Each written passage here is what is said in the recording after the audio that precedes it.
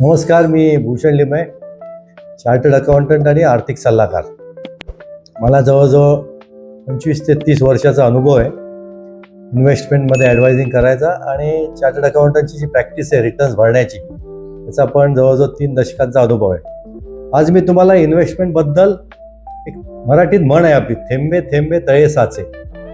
थेंबे थेंबे तळे साचेचा अर्थ काय की थोड्या थोड्या छोट्या छोट्या इन्व्हेस्टमेंटनी कसं मोठी संपत्ती आपण जमा करू शकतो ह्याच्याबद्दल एक ट्रू लाईफ स्टोरी, म्हणजे ॲक्च्युअली जे झालेलं आहे, ते घडलेलं आहे, ते तुम्हाला मी एका कथेच्या संदर्भात सांगेन. कथा म्हणजे ती ॲक्च्युअल स्टोरी आहे. 1950च्या सुमारासची ही स्टोरी आहे. ओसिओलो मकार्थी म्हणून एक अमेरिकेत एक स्त्री होती, जी 35 ते 40व्या वर्षी तिच्या नवऱ्याचं निधन झाल्यानंतर तिच्यावर तिच्या मुलांची जबाबदारी आली, सगळी कुटुंबाची जबाबदारी. याच्या आधी ती हाऊसवाईफ होती, तिला काही कामाची सवय नव्हती. तिला कळलं की आता आपल्याला काम तर करायला पाहिजे, तर तिला एका हॉस्पिटलमध्ये वॉशर वुमनचं काम मिळालं. म्हणजे काय, जे पेशंटचे कपडे असतात ते काही दिवसानंतर धुवायला येतात, ते धुवायचे.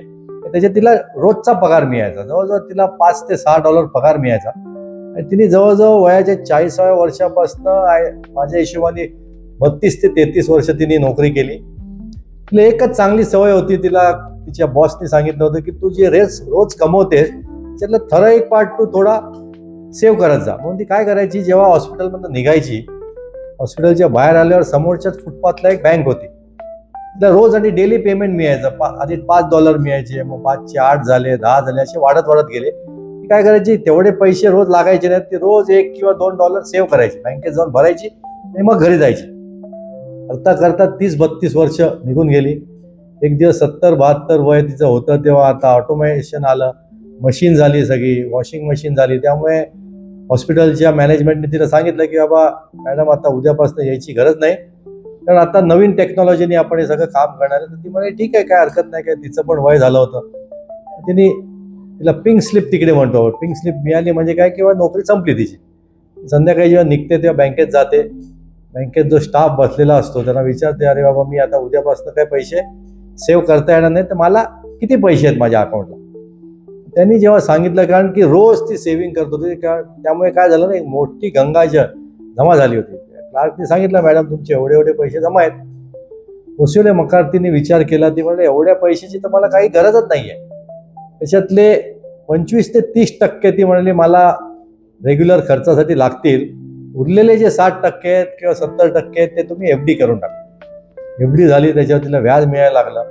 तिच्या डोक्यात काय आलं, चांगली लोक तिला भेटली, चांगल्या लोकांचे विचार तिला ऐकायला मिळाले आजूबाजूच्या. त्याच्यानंतर तिने काय केलं की जे उरलेले पैसे होते, जे FD होते, त्या FDचं तिने एक ट्रस्ट केलं आणि ट्रस्टच्या व्याजातनं जे पैसे येतील ते गरजू स्टुडंट्सना, म्हणजे जे मेडिकल स्टुडंट्स होते त्या स्टुडंट्सना तिने डोनेट करायचं ठरवलं.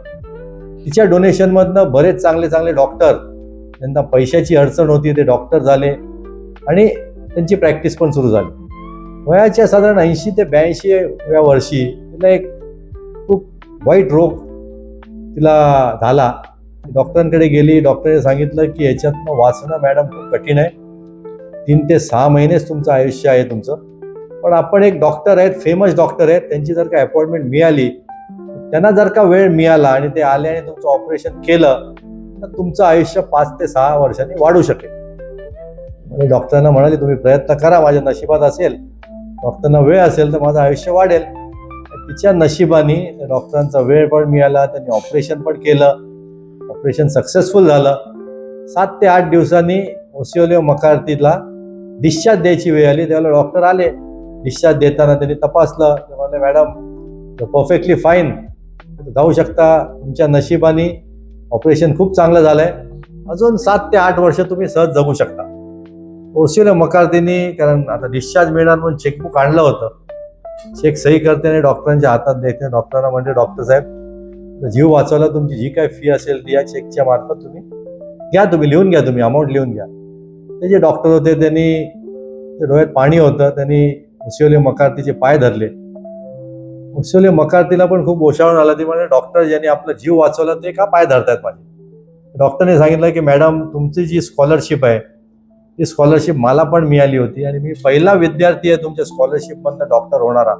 मला देवाचे आभार मानायचे आहेत की मला तुमचं ऋण फेडायला मला एक अपॉर्च्युनिटी मिळाली आणि देवाचे मी आभार मानतो की बाबा तुमच्या ऋणातनं मी असं तर म्हणणार नाही की मुक्त झालो, पण मला काहीतरी परतफेड करता आली, त्यामुळे मी हे काही चेक तुमच्याकडनं घेऊ शकत नाही.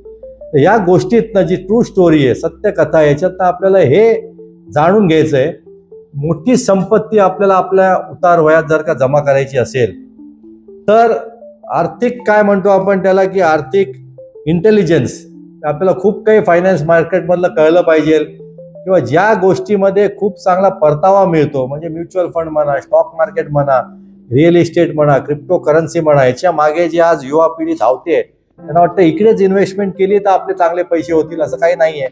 सगळ्यात इम्पॉर्टंट काय की कन्सिस्टंटली, नियमितपणे, रेग्युलरली तुम्ही दर महिन्याला कुठेतरी इन्व्हेस्टमेंट करत राहाल आणि लॉंग टर्म दीर्घ काळासाठी तुम्ही करत राहिलात, तुमच्याकडे उतार वयात वय वर्ष 55, 58, 60 जेव्हा आपण रिटायर होतो, ज्यावेळेला आपली काम करायची ताकद कमी होते, त्यावेळेला एक खूप मोठी गंगाजळ जमा होईल.